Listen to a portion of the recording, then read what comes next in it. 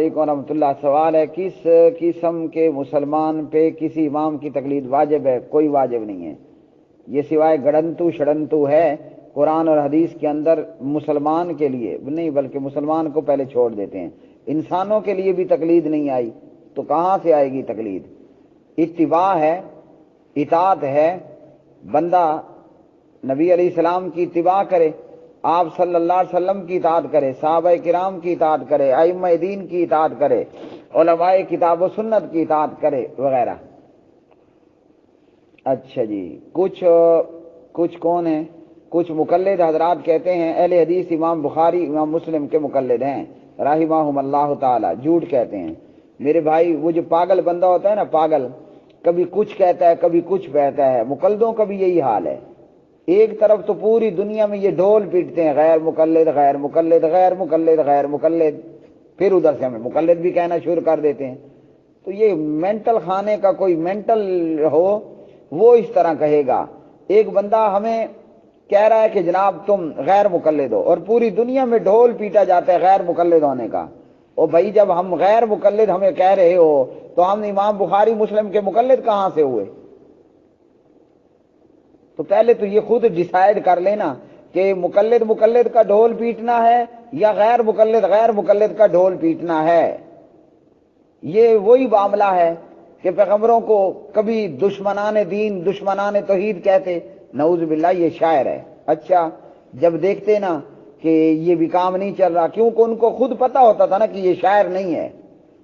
ان کو مثلا مکہ کے لوگ عرب کے لوگوں کے اندر شعر و شاعری کا ایک بہت بڑا جو ہے وہ مقام تھا، اور معاشرے کے اندر یہ قصہ گوئی اور شعر و شاعری یہ ایک بہت بڑا درجہ رکھتی تھی. اور لوگ جو ہے وہ قصہ گو لوگوں کو اور شاعروں کو بڑا پسند بھی کیا کرتے تھے، اور یہ بڑا کمال اور بڑا فن اور بڑا گر سمجھنے والی بات تھی. تو کبھی پیغمبروں کو کہہ دے یہ شاعر ہیں. اب ان کو پتہ تھا یہ شاعر تو نہیں ہے. کہتے جب نیت میں اور دل میں کھوٹ ہو نا پھر یہی ہوتا ہے، کبھی مقلد کبھی غیر مقلد، کبھی مقلد کبھی غیر مقلد. مکہ کے مشرکوں نے کیا کہا؟ لو جی یہ تو شاعر ہے. جب دیکھا کہ یہاں بھی کام نہیں بنتا، اچھا کہہ دیا یہ قصہ گو ہے، یہ تو پہلے گزرے ہوئے لوگوں کے قصے سنا رہا ہے. جب دیکھا یہاں بھی کام نہیں چلتا، او جی یہ مجنون ہے، پاگل ہے، دیوانہ ہے. جب یہاں بھی کام نہیں پڑا تو یہ ہمارے بتوں کی مار پڑ گئی اس کو. یعنی جتنے منہ اتنی زبانیں، پتہ نہیں اور کیا کچھ ان ظالموں نے کہا ہوگا.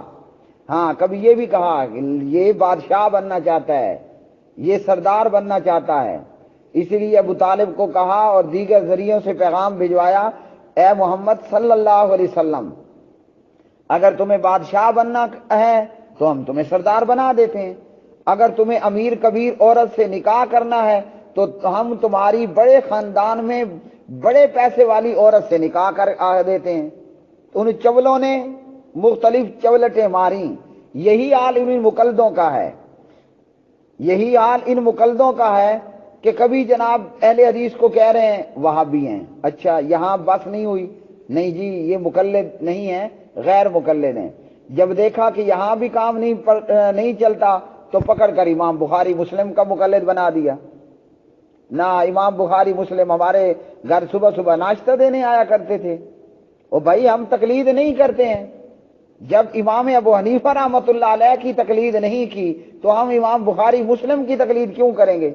جب ہم نے حضرت ابو بکر صدیق رضی اللہ عنہ کی تقلید نہیں کی.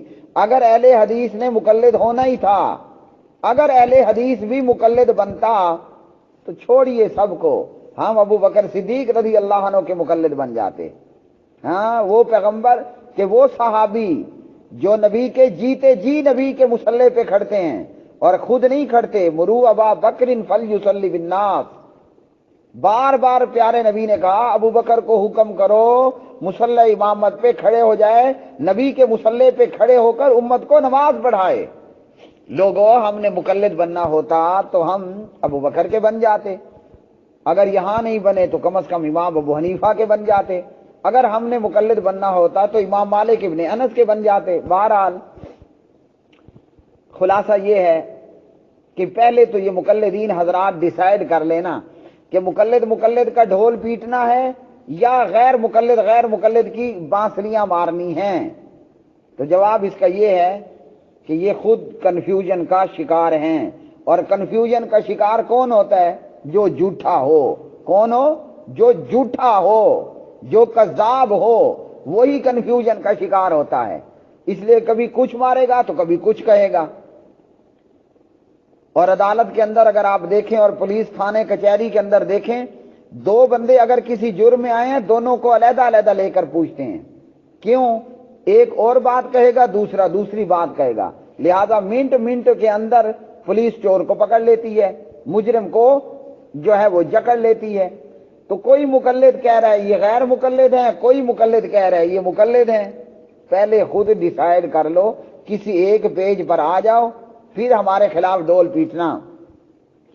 اور خلاصہ یہ کہ ہم مقلد نہیں ہیں، ہم الحمدللہ قرآن و حدیث کے پیروکار ہیں، ہم اللہ کے پیارے نبی کی اتباع کرنے والے ہیں، ہم پیارے نبی، صحابہ، ائمہ فقہا، ائمہ اربعہ، امام ابو حنیفہ نعمان ابن ثابت، امام مالک ابن انس، امام احمد ابن حنبل، امام محمد بن ادریس، امام شافعی رحمت اللہ علیہم، ہم ان کی اطاعت کرنے والے ہیں۔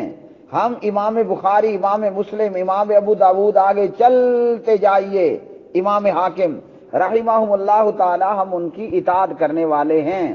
اور اطاعت میں ہمارا اصول یہ ہے، جو قرآن نے دیا، جو قرآن نے ہمیں دیا، قرآن پاک نے دیا، فَإِن تَنَازَعْتُمْ فِي شَيْءٍ فَرُدُّوهُ إِلَى اللَّهِ وَالرَّسُولِ، اگر کسی معاملے میں تنازع ہے تو پھر اللہ کے رسول صلی اللہ علیہ وسلم کی سنت اور سیرت موجود ہے۔ تو جس امام کی جو بات کتاب اللہ سنت رسول اللہ کے عین مطابق ہوگی وہ ہم لیتے ہیں، اور جو مخالفت میں ہوگی اسے ہم چھوڑ دیتے ہیں۔ ہمارا کیا ہوگا؟ ہمارا یہ ہوگا کہ دنیا میں انشاءاللہ ہم سے ہمارا رب راضی ہے، مرنے کے بعد جب قیامت کے دن میں اٹھیں گے کیا ہوگا؟ ہمارا نبی ہمیں اہلاً سہلاً مرحبا کہے گا۔ سبحان اللہ، سبحان اللہ۔ ہاں جی، ہمارا نبی ہم سے قیامت کے دن میں خوش ہوگا۔ اس لیے اہل حدیث نے پیارے نبی صلی اللہ علیہ وسلم کے کوثر سے کوثر کا پانی پینا ہے، ٹھیک ہے؟